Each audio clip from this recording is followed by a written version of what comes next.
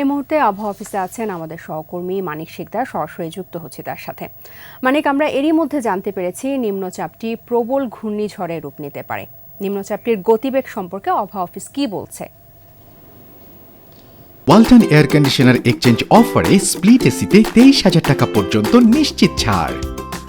তাজনুবা, আপনি জানেন যে গত কয়েক সপ্তাহ ধরে বঙ্গোপসাগরে একটি ঘূর্ণন বায়ু প্রবাহ ছিল এবং সেটা গতকাল লঘুচাপে পরিণত হয়েছে এবং আজকে সেটা নিম্নচাপে পরিণত হয়েছে এবং এটি শক্তি বৃদ্ধি করে আরও হয়তো 24 ঘন্টা বা আরও কয়েকদিনের মধ্যেই এটি ঘূর্ণিঝড়ে রূপান্তরিত হতে পারে এবং ঘূর্ণিঝড়ে যদি রূপান্তরিত হয় তখন সেটির নাম হবে রেমাল।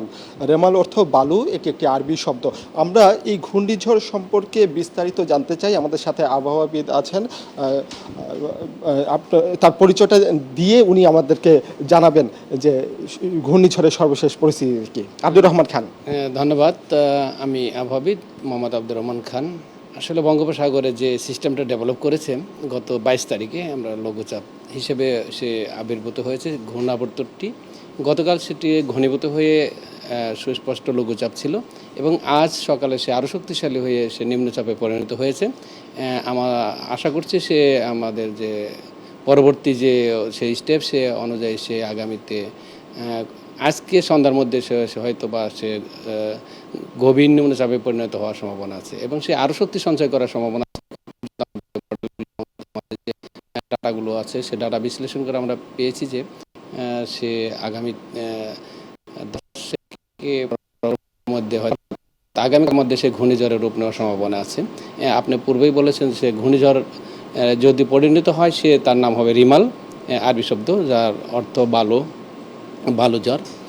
সে ঘূর্ণিঝড়টি এখন কিন্তু তৈরি হয়নি এখনও, কিন্তু সে ঘূর্ণিঝড় তৈরি যে পূর্ব মুহূর্ত সেই অবস্থায় আছে। তবে আমরা আশঙ্কা করছি সে ঘূর্ণিঝড়ের রূপ নেবে এবং বর্তমানে তার অবস্থান যে নিম্নচাপটা আছে তার অবস্থান পূর্ব মধ্য বঙ্গোপসাগর এলাকায় আছে। সে আরও কিছুটা পূর্ব দিকে অগ্রসর হবে ওই অঞ্চল থেকে এবং পরবর্তীতে আরও সে শক্তি সঞ্চয় করে আগামীকাল সকালের মধ্যে সে ঘূর্ণিঝড়ের রূপ নেওয়ার সম্ভাবনা আছে।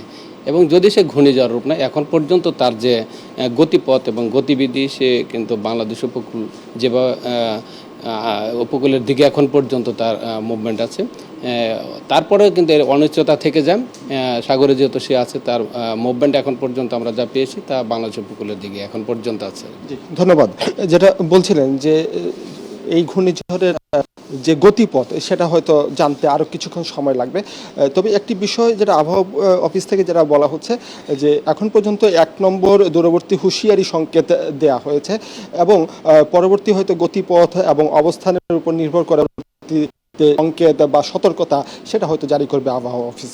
তো এই ছিল আমার কাছে এখানে থাকা সর্বশেষ তথ্য। তাজনুবা। মানিক, আপনাকে ধন্যবাদ। আবহাওয়া অফিস থেকে সরাসরি যুক্ত ছিলেন সহকর্মী মানিক শিকদার।